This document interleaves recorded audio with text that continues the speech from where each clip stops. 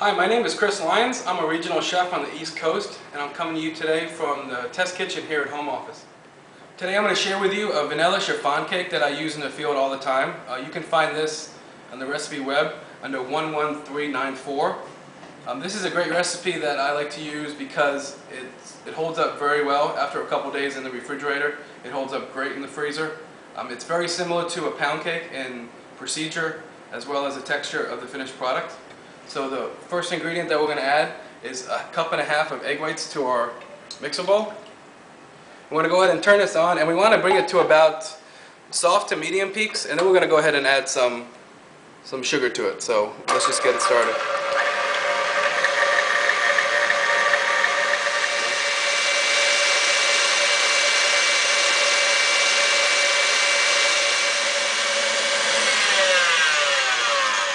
So now we're going to go ahead and add 6 ounces of sugar and 1/4 ounce of cream of tartar to this.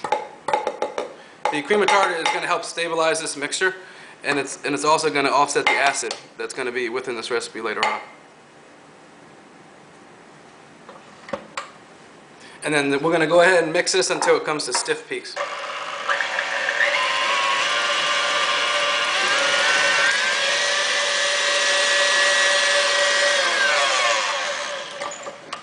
And right now we are looking for stiff peaks here with the egg whites.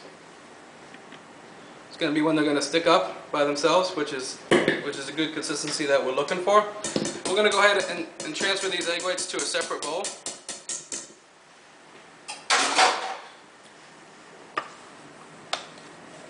Just be careful just to fold them in really lightly so you don't take the air out of the egg whites.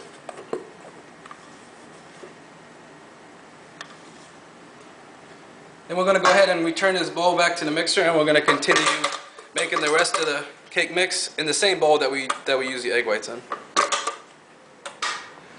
The next step to making this cake batter is that I have a mixture of 1 cup eggs, 1 cup oil, 1 cup water, and a little bit of vanilla, probably about 1/4 ounce. That's going to go directly here into the mixer bowl.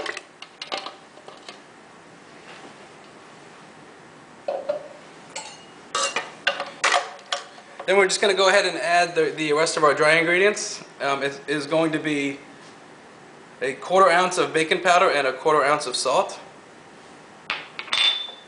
This is going to be 11 ounces of sugar to our bowl.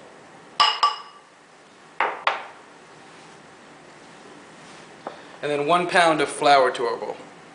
And you want to use cake flour for this recipe. AP flour and high gluten flour just has way too much gluten for this cake, and it's going to make the cake tough.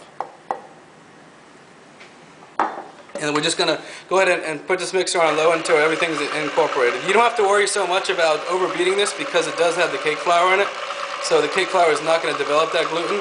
So you can actually turn it up enough just until the whole mixture incorporates together. And that's what we're looking for.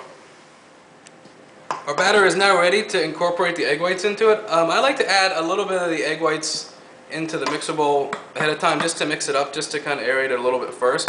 And then what we're going to do is we're going to end up folding the rest of the egg whites in by hand. So I just want to incorporate some of them into this mixture first.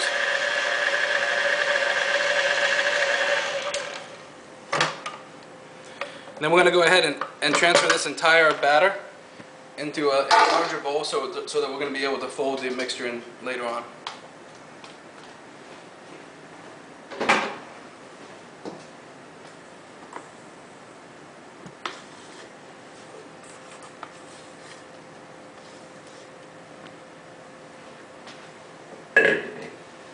So right now all we want to do is just try to incorporate the egg whites in, folding them just to make sure that we don't get the air put into or taken out of the egg whites.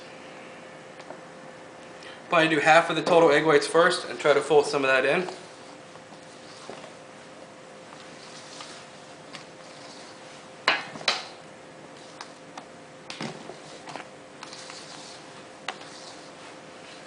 And after that is almost fully incorporated, we're going to go ahead and add the rest of the egg whites into our mixture.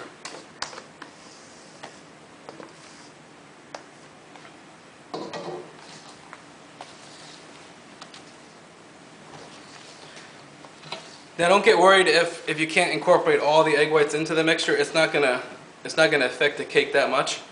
It'll be okay to have a few streaks. And also when you pull this recipe up, you will also see a variation in this recipe to make a chocolate chiffon cake. It's basically just going to be the addition of cocoa powder to this entire recipe. Alright, so this is the consistency that we're looking for now.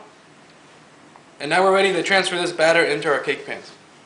Now we're going to go ahead and put this batter into our cake pans. You want to take this cake pan and not grease it at all. You want a clean, dry cake pan when we put this into it. The reason for that is that we want this batter to climb up the sides of the cake pan, and if it's greased, it's not going to be able to do that. And this recipe also works if you would like to put them into a half sheet pan with the extenders on it. So you want to go about halfway up on it. You don't really want to pound it. You just want to maybe give it a little spin just to even it out. And it's going to go into a 350-degree oven. And it should take about 10 or 15 minutes. Alright, after 15 minutes in the oven, the cake is now done.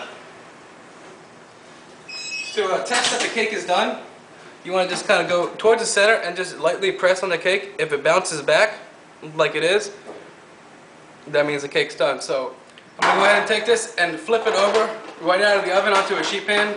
The reason why I'm doing this is because the pan is ungreased and the cake is climbing up the sides of the pan, so if we let it cool straight up, then the cake's going to fall in on itself.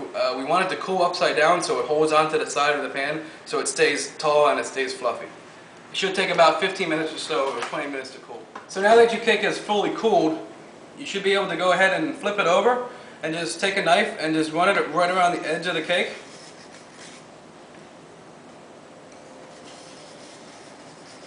And after that, you should really only have to give it one good hit on the table, and it should come out all in one piece. And now this cake is ready to be frosted. We're going to go ahead and start making our buttercream frosting. I'm Chris Lyons, and I would like to thank you for watching these videos, and I really hope that they help you in your communities.